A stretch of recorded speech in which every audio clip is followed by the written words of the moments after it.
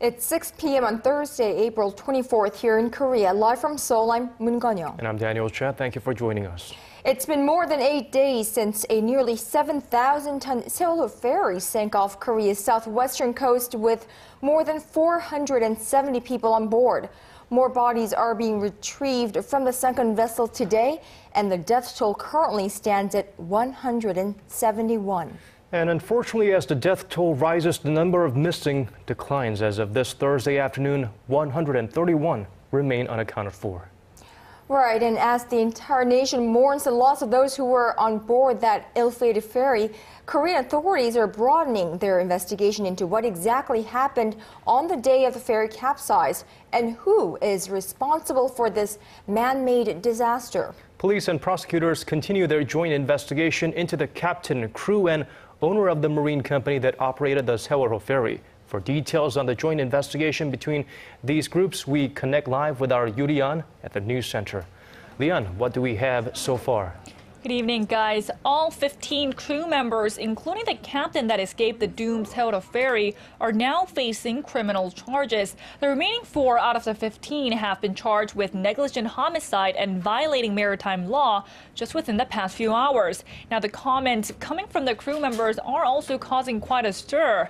Answering to questions by reporters earlier today, one of the elder crewmen with the surname Son claimed that he stayed in the vessel as long as he could to assess how serious the situation was until he was forced to flee to get rescued. But the radio transcripts with the marine traffic control in Jindo showed that the crew members tried to escape only 10 minutes after they made the announcement telling passengers to stay in their cabins and as soon as the rescue team arrived at the site. Now, as for the captain, Lee Jun-suk, who was one of the first people to escape the sinking ferry, authorities are still looking into charging him with something called murder by omission. Murder by omission is pursued when death is caused by inaction on the part of the defendant. Right, Leon, not only that, prosecutors are cracking down on the operator of the ferry, the Conn-young Marine Company. Tell us more on that.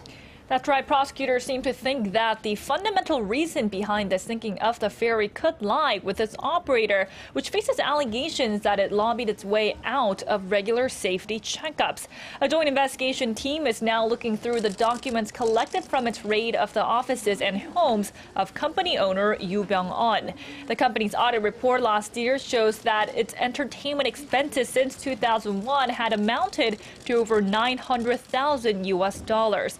The prosecution is looking into both Conn-young Marine Company and its affiliate Conn-young to review how these expenses were used, with speculation again that some of it may have gone toward lobbying lawmakers to opt out of safety checkups and also to increase their assets. And now the government will launch a review of all disaster countermeasures, I heard. Could you tell us a little bit more about that, Leon? That's right. The Disaster Control Tower has announced plans to review its disaster countermeasure manuals in all ministries. As you may remember, the Coast Guard and the government were criticized for their slow response to the accident, raising speculation that the emergency procedure and command chain failed to operate properly. Now, during a ministerial level meeting Thursday, Prime Minister Chung Hong-won said a safety innovation master plan should be made. He suggested private safety personnel be consulted to come up with a practical plan. This comes after President Park Geun-hye called for the review of the entire disaster and emergency response systems.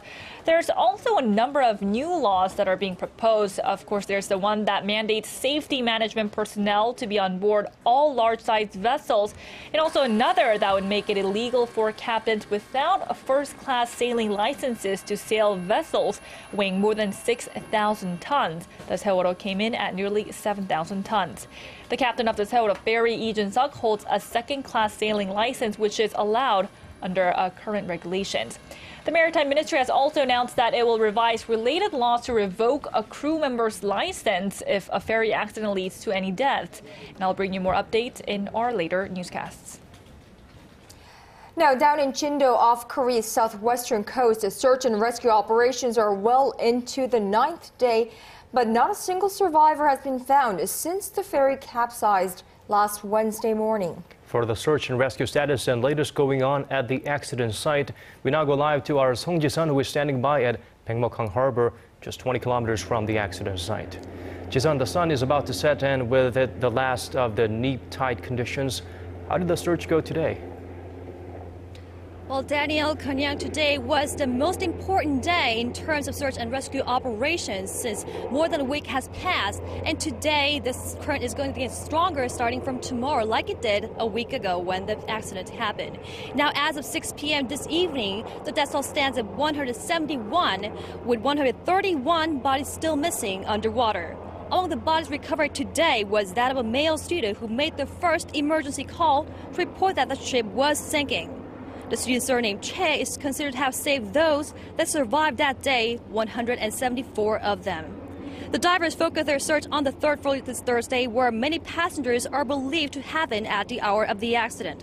This was the area right by the cafeteria. Search divers also focused on the fourth level of the ship, where the cabins of most Conn-young high school students were located. Divers also said there were no air pockets present inside the sunken ferry, the chance of possible survivors after the ship sunk completely underwater.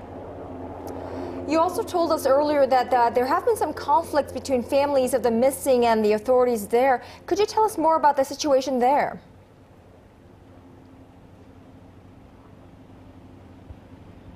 Well, Conn-young, I was there for more than an hour, where parents, exhausted and very, very angry at the government and authorities, showed very, very strong distrust against the search and rescue operations. The parents want three things to be verified by the authorities. First, that more diving distance lines are installed to the fourth deck of the sunken ferry, where the most students are expected to be. Second, that more private divers are brought into operation. Third, that authorities make use of more equipment and divers so that they can spend more time underwater. This means that they want the divers to get their air from the hoses on the barge taking part in the operations, instead of scuba divers who can only stay underwater for only about 20 minutes. It is pretty certain at this point that private divers who volunteer to participate in the rescue operation have pulled out after conflict with the Navy and Marine forces here and the divers there. But parents want them back, as they think there are not enough divers out there to go inside the water and search for, the parents now say, the bodies of their missing children. This has been Song Ji-sun reporting live from Pyeongmokkang Harbor in Sindho.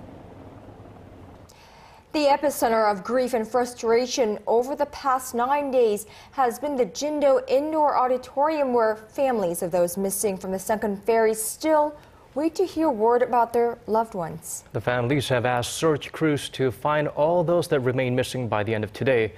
But so far, more than 130 are still unaccounted for, meaning it looks as though search operations will require more time. For more on this situation, we connect live to Connie Lee, who is standing by at the Jindo Gymnasium. Connie? Hey, Daniel and Conn-young. Well, it's Thursday evening here in Korea. And like you said, the families of those still missing are asking officials to finish their search operations by tonight. But that seems highly unlikely, as scores of passengers are still unaccounted for. Now you can see on my far right, that screen continually plays the news from local media. And to my immediate right, that screen shows real-time images of the search operations that are going on at this hour. Now it's been quiet here for the most part, with families just waiting here in exhaustion. And I've been talking with a father who is still looking for his one and only son. And all he says is that he wants his son out of that ship as soon as possible. Although hopes for finding any survivor is dim, what I can tell you is that for family members still waiting here, they do have a glimmer, and I say a glimmer of hope, that their loved one could be found alive. Now, those families who left this gym are those who had their loved one confirmed dead. But those still missing here say they can't help but not lose hope. Right, Connie. Families there, however, have been living at the auditorium for over a week now. How are their mental and physical conditions? Well, currently there are hundreds of volunteers here at the Jindo Gymnasium, and around the clock there are doctors and nurses who are checking up on the families who are, of course, dealing with a lot of stress. Now, there are other volunteers who are providing people here with blankets and clothes, and different food companies offering meals, snacks, and drinks. And not only are there Korean volunteers, there are also many foreigners pitching in to lend a helping hand. Now, just outside this gym, there are people from Turkey offering up Turkish kebabs. And now there's a sign at their table that says in Korean that they wish for the safe return of all those still missing. There's also an Afghanistan couple who is helping with taking out the trash and doing laundry for the families here. They say they want to give hope to Koreans who have given them hope in the past. Reporting live from the Jindo Gymnasium, this has been Connie Lee. As more bodies of victims are pulled from the sunken ferry, hospitals that are receiving them are busier than ever. For more on the current status of the hospitals and funeral halls in Ansan, we connect live to our Shin Se-min standing by at Korea University Ansan Hospital. Se-min, what's the latest from where you are? Yes, as you just said, hospitals are being As you just said, hospitals here in the city of Ansan are just simply not enough for all the victims that are arriving. Now, bodies that have been identified are being transported to hospitals and local funeral halls here in the city of Ansan of the family's choosing. So at this point, it's just extremely difficult to locate or track down any of the bodies that are or will be arriving here in Ansan. Now, just today, a total of 13 student victims have been released, but with additional victims arriving, many families have had to be added to a waiting list for an empty funeral hall. Officials here in the city are working to expand facilities while securing funeral halls in nearby cities like Sihung and Anyang. And earlier today, a bomb threat was made against this very hospital. A paper printout found nearby said that if anyone were to block survivors of the Sewol-ho ferry disaster from visiting the hospital's funeral hall, that they would blow up the hospital. Doctors have been preventing survivors of the accident from visiting the hall out of concerns that doing so would harm their recovery. But that threat reads that those students who survived deserve to spend their time doing what they want. So police are investigating on that threat. And that's all for now. And this has been Shin Se-min reporting from Korea University Ansan Hospital. The mental as well as physical well-being of everyone involved in this disaster are of concern here in this country.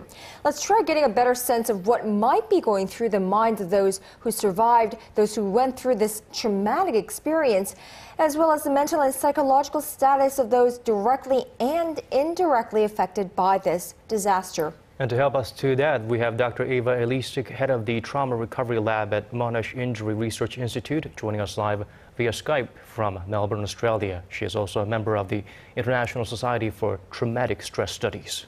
Dr. Elistic, thank you for joining us. Hello. Now, Doctor, the focus has largely been on the accident itself and the search and rescue operations here in Korea. But the psychological status of those who survived this tragic accident is also critical. And your current research examines how emergency professionals and parents can support children after traumatic events such as this one. So, based on your medical expertise, what are they going through right now and what really needs to be done? Well, like you said, like the report said, at the moment there's such a lot of uncertainty, so probably reactions are very different for the people involved depending on their situation. And for the children who survive, they may respond very differently. So some of them may show that they are shocked and others may not show it, which doesn't necessarily mean that they are all right. So what we usually see is that many children will have distress and, for example, will have nightmares. May find it difficult to concentrate because of, the images of what happened popping up in their head. They may be more irritable or they may feel numb and detached. So, and for many children, that intensity will remain for a few weeks and then probably decrease because we know that most children are very resilient. But at these very first moments, it is a very tragic event with serious mental health symptoms that we see often. So in regards to what needs to be done, many things that are done are the right things to do. For example, giving them a safe place, making sure they have all the practical needs taken care of.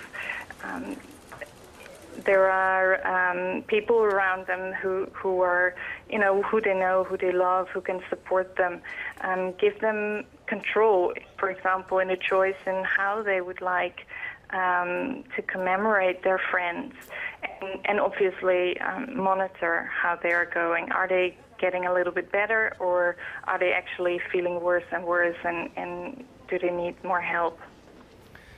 Well, Doctor, what about those who are left behind, the families of the victims, of the parents as well, that students also, they are affected in the high school classes. They will notice the empty classrooms. It will be quite difficult for them to deal with these situations directly or indirectly. They will be affected.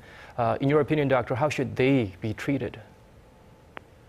Yes, you're right that these people are all affected, and they mourn the loss of a loved one, their close friends, and actually this similar things as what I just said are important. So to make sure that these people have the opportunity to mourn, of course, and also a structure that they can hold on to. So one thing that we know from research is that it is very helpful to have a routine, because that is provides you with more of something to hold on to. So this event has been so unexpected, so shocking, and so overwhelming that it can be very helpful to have, the daily meals at a certain time, and to have that, routine back into life. Right, Dr. Lisik, not only them, but the entire nation here in Korea is in mourning from this tragic accident. The general public here has been following the news, many in disbelief, sadness, anger, and despair. What as a nation do we need to do to overcome this experience and really move forward? That's, of course, a very tough question. And one thing that we do know is that social support and support from the community are very helpful for people in these difficult times. People often feel connected in such tragedy, and they may find strength in spending time together as a community and commemorate their loved ones. So, for example, children may want to make art together to commemorate their lost friends, or sometimes the community organizes an event, or they may have an entirely different way that would be a helpful ritual for them. And like I said, helping people to get into a structure, a routine is very useful. This is something that is such an overwhelming experience that the connection with others and a structure are both, important to be able to move forward. And one thing that is maybe sometimes a little bit counterintuitive is that for children themselves who have survived or have lost a friend, they may feel guilty that they're still playing, for example, sometimes laughing.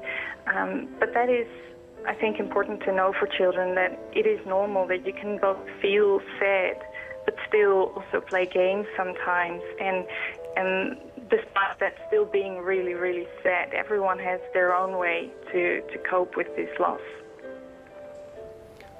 Well, Dr. Eva Lisik, thank you for the insight. Clearly, we will need some time, but we will need to try hard to resume normal function and get back to normalcy. It will be up to us to, of course, not forget what happened, but of course, to get on with our lives as well. Thank you for sharing your insights with us today. All the best. Now, a temporary group memorial altar has been set up in Ansan, the city most touched by this disaster.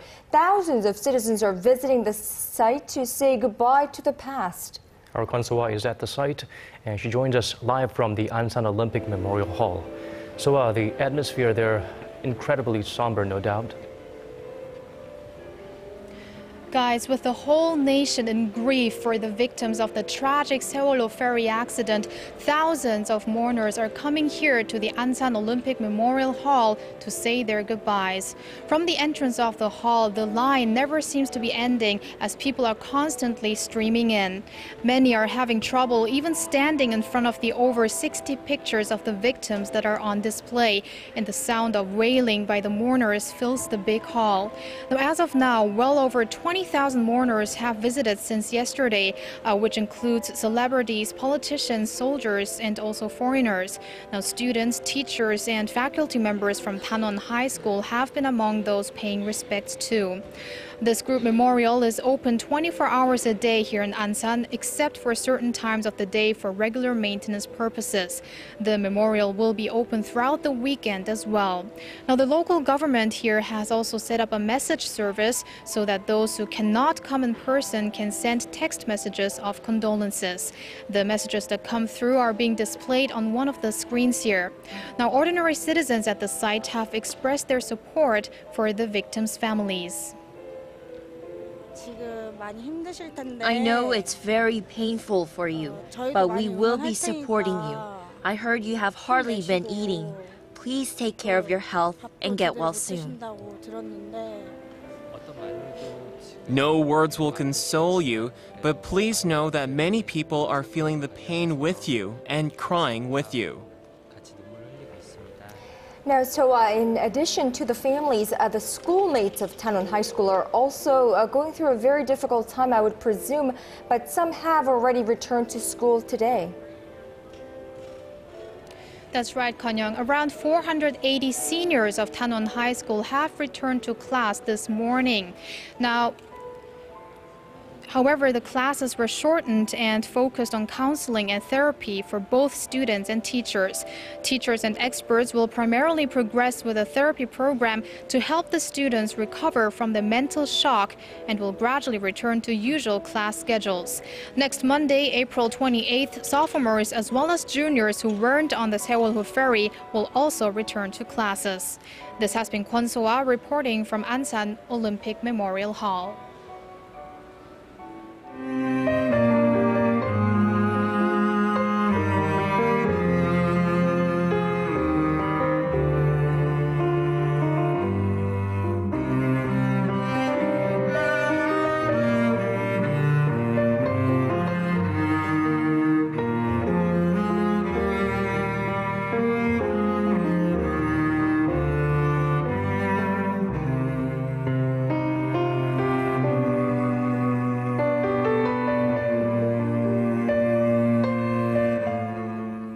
We move on to other news. U.S. President Barack Obama is in Tokyo today on the first leg of a week-long trip to Asia. Now, following summit talks with Japanese Prime Minister Shinzo Abe earlier today, the U.S. president made comments that are sure to catch the attention of China. Our Kim Ji-yeon reports. During his 8-day four-nation tour of Asia, U.S. President Barack Obama is trying to reaffirm America's commitment to its allies on the other side of the Pacific. In Japan, Obama set out to convince Japanese Prime Minister Shinzo Abe that he can deliver on his security and economic pledges, with an existing defense treaty between the two countries taking center stage. The current language requires the U.S. to come to Japan's defense if the country is attacked.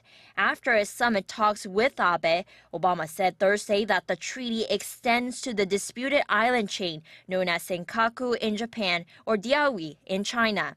This means that if a conflict were to take place on the islands, the U.S. would be obliged to respond. This is the first time the U.S. president has sided with Tokyo on this sensitive issue, which is sure to upset Beijing. The two leaders also held discussions on a Trans-Pacific trade agreement, but failed to come to an agreement. They pledged to continue to exchange views on the matter. After finishing up in Tokyo, Obama will come to Seoul where he will meet with President Park Geun-hye on Friday. He is to express his sympathy to the victims of the South Korean ferry disaster. The two leaders will also talk over ways continues to respond to the North Korea threat, particularly with the possibility of a fourth nuclear test from Pyongyang looming. President Obama is also expected to express his support to President Park's vision on reunification of the two Koreas. In a speech in Dresden last month, she urged the North to expand reunions of families separated by the Korean War and increase cross-border economic and cultural exchanges, which include the South bolstering humanitarian aid. It will be Obama's fourth visit to South Korea, which represents the most trips to the nation by a sitting U.S. president. After departing from Seoul, Obama will head to Malaysia and the Philippines. Kim Ji-yeon, Arirang News. And that brings us to the end of this newscast. Thank you for joining us. Our steady coverage on the nation's search and rescue efforts for survivors in Korea's ferry disaster continues. I'm Conn-young. And I'm Daniel Choy. Stay tuned to Arirang News for the latest ongoing updates on the disaster, or find us at arirang.co.kr. Our thoughts and prayers from all of us here at Arirang TV are with the victims and families of those affected by this ferry disaster.